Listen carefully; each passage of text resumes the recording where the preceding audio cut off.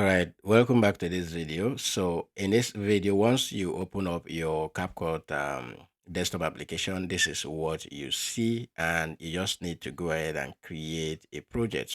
So once you create a new project, this is the interface that we'll be working with. Here you have your player timeline. So whenever we have any footage on the timeline here, any clips we have on the timeline here, we'll be able to preview it from this interface. And then the detail panels is whenever we select any clip here, we'll be able to see more details here to be able to edit it. And this is where we have these different menus that we'll be working with. So first we start with the import option, and we're going to click on the media option. Once you click on the media option, you can import all of the footage, all of the clips that you'll be working with, whether they are audios, images, video clips, all of them, you import them from your system into CapCut, and you'll see all of them displayed right here. We'll show you how to do that in a moment. Then under the media, once you select it, you have the import option, which is where we'll bring in all of the footage we'll be working with. Then beneath it, this is definitely the same. Import all of your media that you imported will all be here. If you want to generate, once you click on the media option, you can generate with AI. Now, I said in my previous video that if you subscribe for CapCut Pro, you have credit that is given to you, that is allocated to you every month. So you can use those credits to generate images, video clips. You can generate AI avatar, you can record and all of that. Even your screen, you can do all of that inside of CapCut. Then here, this is newly added, and this is called sub project. Now, CapCut is actually improving every now and then, which is why learning it will help you to become a pro. So if I create a project, remember the first window where I told you that your project will be empty, right? So I can go and create a new project. Maybe I created animations, I created logo animation, intro, or there is a particular edit that I've done in a separate project, and I want to import that project or that animation into the current project that I'm working with. You can now import in those projects as sub projects. So this is where you can do that. You just go ahead and click and bring in that particular project into this particular one and then work with it. Then you have, I think when you import this, it comes as a compound clip and the rest. So we'll talk more on that when we go. And then you have yours. If you there are things that maybe inside the library and the rest you favorite, you'll see them here. But most importantly, your preset.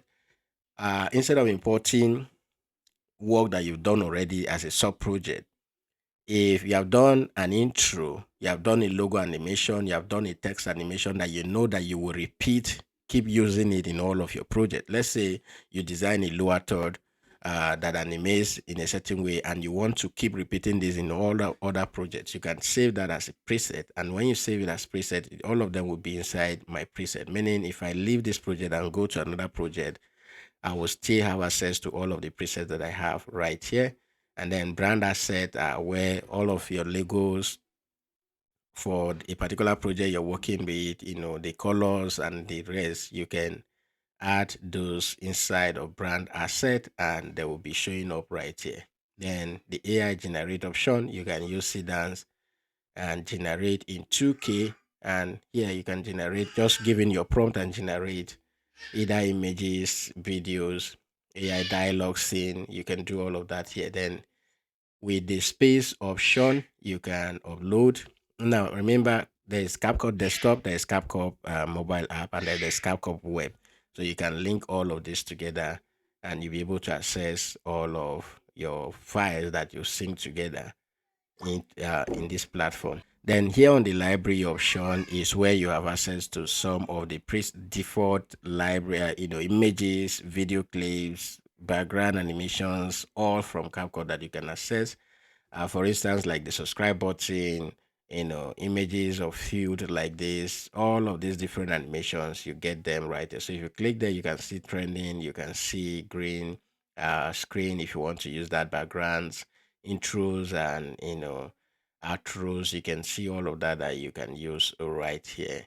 And then the last one we have under the media is the Dreamina. Dreamina is equally a CapCut feature that you can sync. I think this work more with the web account. Then from media, we go to audio. Here you have default audios like background music, sounds, effects that you can actually use inside of CapCut. But if you want to upload yours, you go to the import option. While you are under the audio option, you can import your own audio and leave them right here. And if you have favorite any of these defaults, music or sounds, you see them all inside your favorite. Then the next tab here is the text. If you want to start adding text to our project, we can just click the plus button and you'll see the text displayed right here. And this is what I was saying earlier, but we'll come back to this panel, right? We'll come back. So now we have added something to our timeline. You see that our player is now visible, and then the details option here now shows you all of these different options to go ahead and tweak that. So you see the text option right here. And under the text option, we have where would the default text, and then if you have favorite any, you will see them, and then we'll have text effect. If you click on that, you see different text effects that you can use right here. Then we'll have text template, where there are already designed templates for you. If you like any of this, you can go ahead and use it. Then we'll have auto captions. If you have videos that have voiceover on them and you want to generate captions out of that, you can just go ahead and use auto caption and generate that. We'll look into this in details. And you have local captions if you want to add the captions. Now, when the auto captions start generating captions for you, there will be misspells of some words. You know, the AI will think you pronounce a different thing and it's thinking is a different thing. So, but if you have your own script, you have and you want to import that, you can use the local captions to do that. Then we have stickers. If we go to stickers, you can see if there is any of these stickers that you favorite. If I hover over any of these, you see this star icon. We can favorite any of that. If you favorite them, you'll see them inside yours or under your favorite. So for brand stickers, if you have added anyone from your brand or the brand you're working for, you'll see them right there. And then the popular stickers that are here, look at them. And under these same stickers, we have shapes. This one, these are some of the new improvement that CapCut just did. So you have shapes, you can use shapes right here. And then we go to the next one, which is effect. If you want to add effects to your videos, you have a list of them right here. We have both video effects and body effects. You can select from all of these, you know, library of effects that CapCut has for you and add them up to your video. Then the next one is transitions. These are the different transitions that we can add. The way we want the first clip to change into the other. That's what transition simply means. You can add a whole lot. CapCut has all of these transitions here for you.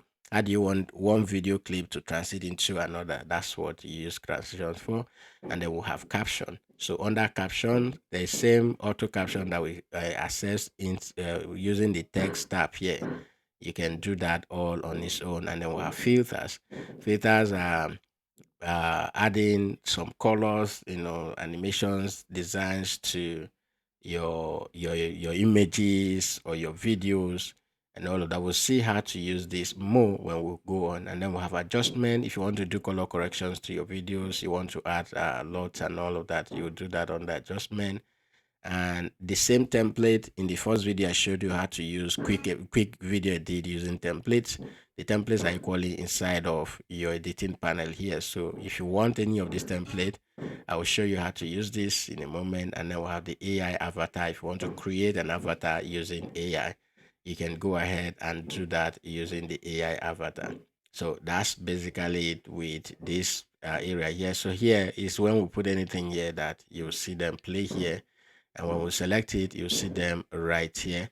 And this is our timeline where we'll be adding our videos and start working with.